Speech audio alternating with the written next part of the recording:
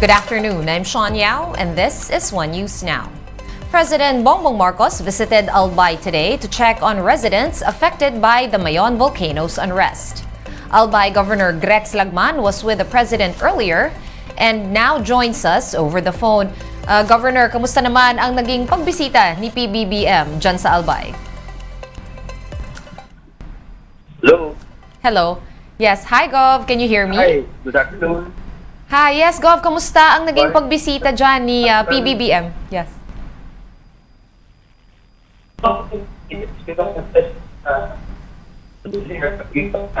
Ay, hello Governor, medyo choppy po yung line.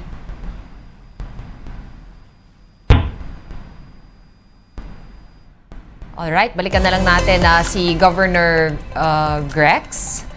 In other news po muna, an aircraft issue delayed President Bongbong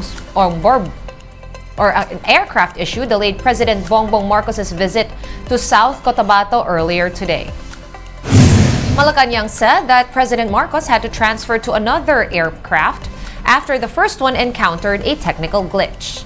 Despite this, the palace assured that the president was A-OK. Although late by several hours, Marcos Jr. was able to lead the grand launch of the province's consolidated rice production and mechanization, as well as the Kadiwa ng Pangulo. We're gonna pause for a quick break. One News Now. We'll be back with more stories after that. Stay with us.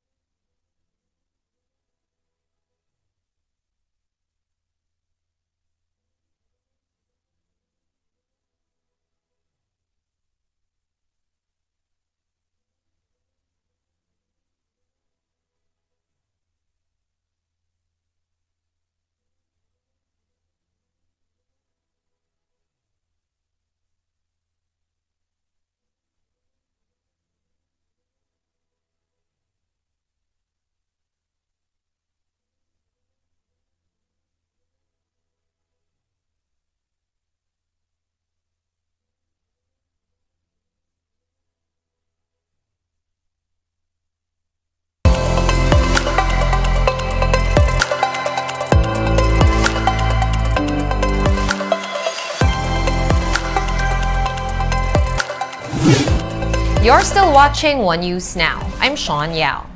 President Bongbong Marcos is now in Albay amid Mayon volcano's unrest.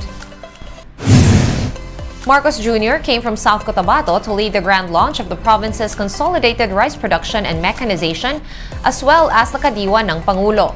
Local officials in Bicol personally laid down their requests to the chief executive, which include permanent and safer relocation sites for evacuees. At present, over 14,000 residents are staying in evacuation centers since Mayon started erupting last week. Meanwhile, PHIVOLCS has observed slower effusion of lava from Mayon's summit crater.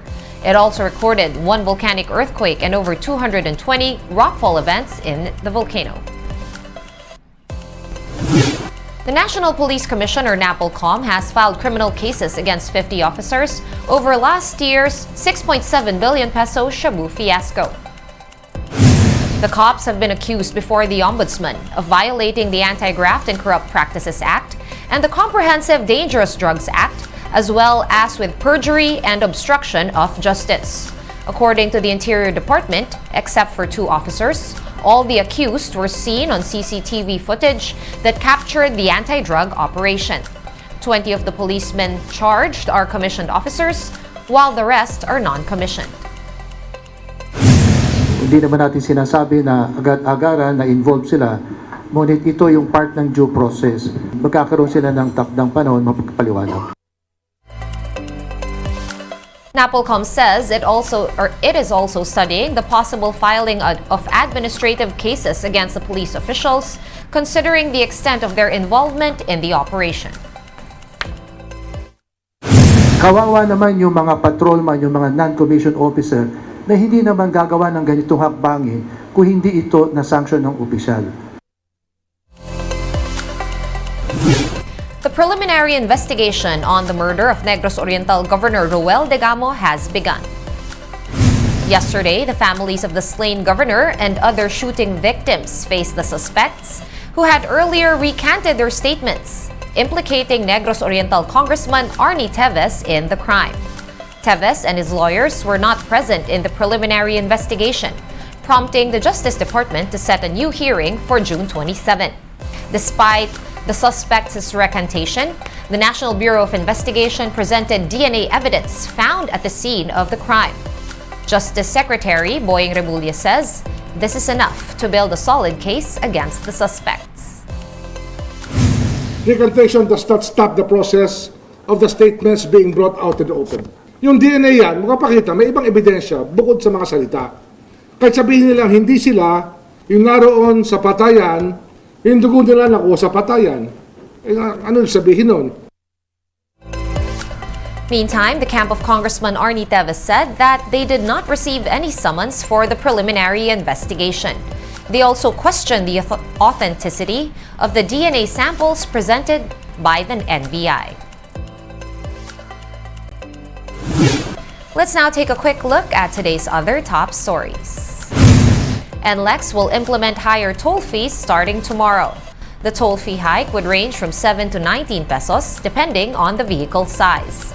The Toll Regulatory Board said the hike is justified and a product of a biennial review on toll fees.